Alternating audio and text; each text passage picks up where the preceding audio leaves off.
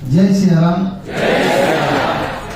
ओम पूर्णमद पूर्णमिद पूर्णात पूर्णमुच्यते पूर्णस्य पूर्णमादाय पूर्णमेवावशिष्यते. व्यासपीठावर उपस्थित असलेले महाराष्ट्राची धुरा सांभाळणारे तेजस्वी नेतृत्व माननीय नामदार संजयजी राठोड साहेब. संजयजी, तुम्ही यवतमाळ जिल्ह्याचे अत्यंत खंबीर आणि यशस्वी नेतृत्व आहात. तुमच्या प्रती असलेले जनतेचे प्रेम तुमच्या लोकप्रिय कार्याचे महत्त्व अधोरेखित करते. तुम्ही मातीचे आणि पाण्याचे मर्म जाणणारे नेतृत्व आहात. मृदा व जलसंधारण मंत्री म्हणून तुमच्या खांद्यावर केवळ एका विभागाची जबाबदारी नाही, तर महाराष्ट्राला दुष्काळ मुक्त करण्याचे पवित्र कार्य तुम्ही करत आहात. यवतमाळच्या कष्टकरी मातीतून घडलेला तुमचा पिंड शेतकऱ्यांच्या वेदनांशी अनुभवाच्या खोलीतून जोडलेला आहे. कोरडवाहू शेतीतील अपयश, पाण्याअभावी होणारी पिकांची हानी, स्थलांतराची वेदना आणि शेतकरी कुटुंबातील ताण हे सारे वास्तव तुम्ही जवळून पाहिलेले आहात. म्हणून तुमच्या निर्णयामध्ये अनुभव अधिक ठळकपणे दिसतो. तुम्ही ज्या निष्ठेने जलशक्तीचा जागर करत आहात ती प्रत्यक्ष वरुण देवतेची उपासनाच आहे असं मी समजतो. जमिनीत पाणी मुरवणे म्हणजे केवळ आजचा प्रश्न सोडवणे नव्हे, तर भविष्यातील पिढ्यांसाठी अन्न सुरक्षेची पाया उभारणी करणे असे आहे. तुमचे कार्य राज्याच्या शेती संस्कृतीला नवीन संजीवनी देणारे ठरेल यात मला मुळीच शंका नाही. आज मगाशीच आपण सांगितलं की कालच निवडणुका झालेल्या असल्यामुळे बरेच मान्यवर इच्छा असून सुद्धा येऊ शकले नाही. आपल्या राज्याचे उपमुख्यमंत्री एकनाथजी शिंदे साहेब हेही या कार्यक्रमाला आवर्जून उपस्थित राहणार होते, तेही येऊ शकले नाही. अनेक मान्यवर या कार्यक्रमाचं भरभरून कौतुक करण्यासाठी उपस्थित राहणार होते, परंतु कालच्या इलेक्शनमुळे आज बऱ्याच जणांना उपस्थित राहणं शक्य झालेलं नाही. त्या सर्वांचे आम्ही आभारी आहोत. माझ्यासमोर बसलेले आणि माझ्यावर नितांत प्रेम करणारे लाखो निष्ठावान आत्मस्वरूप भक्तगण हो, पत्रकार बंधू आणि या संकल्पपूर्ती सोहळ्यासाठी उपस्थित असलेले सर्व विद्वज्जन आणि प्रशासकीय अधिकारी. समाज परिवर्तनासाठी राजसत्ता आणि धर्मसत्ता त्यांनी हातात हात घालून चालणे आवश्यक आहे. आज या मंचावर उपस्थित असलेले मान्यवर हे केवळ राजकारणी नसून ते समाजसेवेचे व्रत घेतलेले जणू काही ऋषीच आहेत असं मी समजतो. आज मी या मंचावर उभा आहे तो क्षण सामान्य नाही. आजचा सोहळा हा कार्यक्रम नाही, एका आकडेवारीचा किंवा एका यशस्वी योजनेचा उत्सव नाही. आजचा हा दिवस आहे संपूर्ण मानव जातीच्या भविष्याशी निगडीत असलेला एक गंभीर संकटावर आपण सर्वांनी एकत्र येऊन दिलेले कृतीशील उत्तर आहे. संपूर्ण विश्वाला ग्लोबल वॉर्मिंगचे महाभयंकर संकट येऊन टेपलेले आहे. या संकटामुळे निसर्गाचा समतोल ढासळत चाललेला आहे, ऋतू विस्कळीत होत चाललेले आहे, पावसाचा भरवसा राहिलेला नाही आणि नद्या आक्रसत चाललेल्या आहेत आणि जीवमात्रांची प्रचंड हानी मात्र होत चाललेली आहे. हा निसर्गाचा कोप नाही, तर मानवाच्या लोभाला निसर्गाने दिलेला इशारा आहे. ही भीषण परिस्थिती ओळखून आम्ही सन 2023 पासून अनुयायांना या संकटाविरुद्ध केवळ बोलण्याचे नव्हे तर प्रत्यक्ष कृतीचे व्रत हाती घ्यायला सांगितले.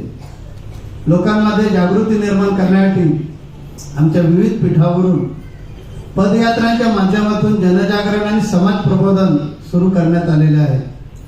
या पदयात्रा दरवर्षी श्री क्षेत्र नाणीज येथे येत असतात, हजारो महिलांचा प्रवास करून.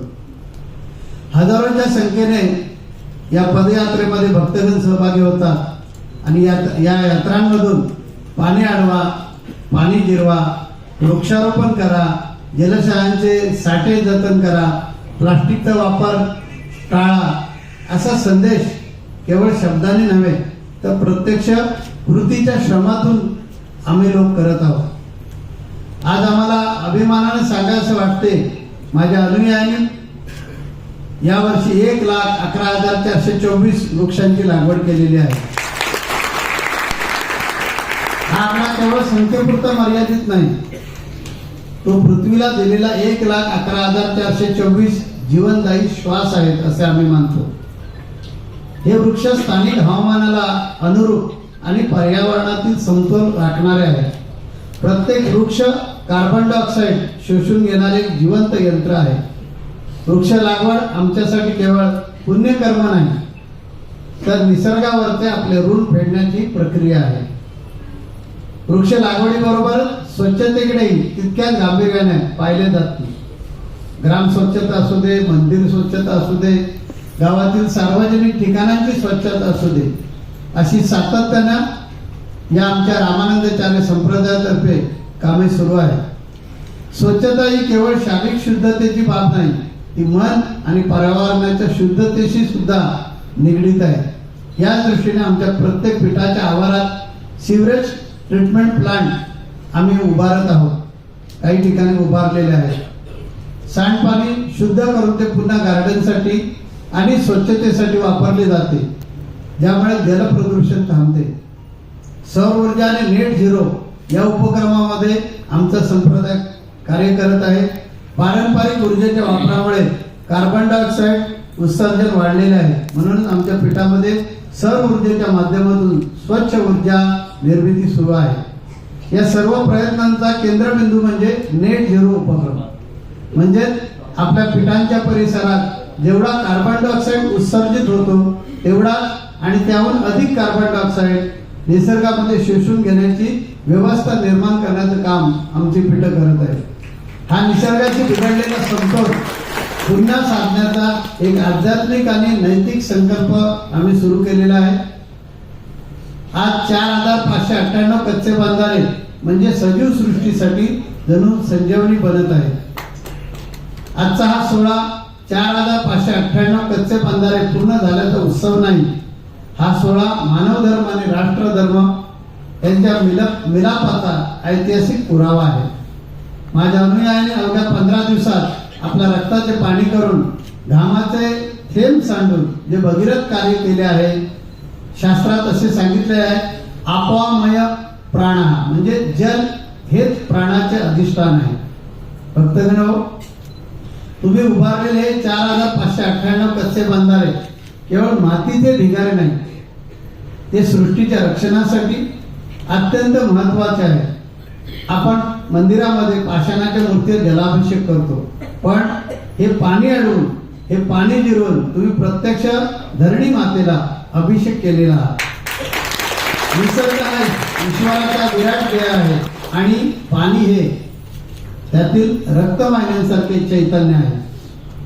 या बंधाऱ्यांमुळे ऐन उन्हाळ्यात मुख्य जनावरांना पाणी मिळालेलं आहे. पाणी उपलब्ध झाल्यामुळे वन्य प्राण्यांचे स्थलांतर थांबलेले आहे आणि पक्ष्यांचे थवे पुन्हा परतलेले आहेत.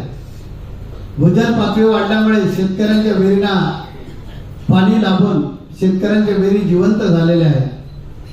गावागावांमध्ये पाण्याचा जो संघर्ष होता तो कमी झालेला आहे. अध्यात्म म्हणजे केवळ डोळे मिटून बसणे असे नाही आहे. ज्या हाताने दगड उचलले, माती वाहिली आणि चिखलात उभे राहून काम केले ते हात खऱ्या अर्थाने पवित्र झाले असं मी समजतो. कर्मयोगापेक्षा म्हणजे कर्मयोगाशिवाय ज्ञानयोग कधीच पूर्ण होत नाही. आपला संप्रदाय हा ज्ञानयोगाचा पुरस्कर्ता आहे, परंतु लक्षात घ्या या ज्ञानयोगाची पूर्तता किंवा पूर्णत्व हे कर्मयोगाशिवाय होत नाही. मी तुम्हाला एकच संदेश देतो, भक्तीला नेहमी शक्तीची आणि कर्माची जोड द्या. संघ शक्ती कलियुगे. एकटा माणूस जे करू शकत नाही ते संघटित समाज करू शकतो. अवघ्या 15 दिवसात तुम्ही ते करून दाखवलेले आहात. ही संघटित शक्ती समाजाच्या कल्याणासाठी विकासासाठी वापरूया. आपण ती आता वापरत आलेले आहात. पाणी वाचवणे हे केवळ पुण्य नाही, ते आपले कर्तव्य आहे. केवळ मंत्र जपाने मुक्ती मिळत नाही, तर पाण्याची क्षुधा लागलेल्या व्यक्तींची ताण भागवण्यासाठी झटणारे प्रारब्ध शुद्ध होते. तुमच्या श्रमाचा प्रत्येक थेंब तुमच्या आध्यात्मिक प्रगतीचा मार्ग सुलभ करतो. आजच्या मान्यवरांनी या ईश्वरी कार्याला दिलेला वेळ आणि पाठिंबा म्हणजे तुम्ही केलेला समाज कार्याची पोचपावती आहे असे मी समजतो. माझ्या लाडक्या भक्तांनो, तुमचे हे कष्ट व्यर्थ जाणार नाहीत. या भूमीतून जेव्हा पाण्याचे झरे उचंबळतील तेव्हा तुमच्या आयुष्यातील सुखात समृद्धी आणि शांती नांदेल. तुमच्या घरी धनधान्याची बरकत राहो, अंतःकरणात ईश्वराची भक्ती निरंतर तेवत राहो, हाच माझा अखंड आशीर्वाद देऊन मी माझ्या वाणीला विराम देतो. कल्याण मस्तु. जय श्रीराम.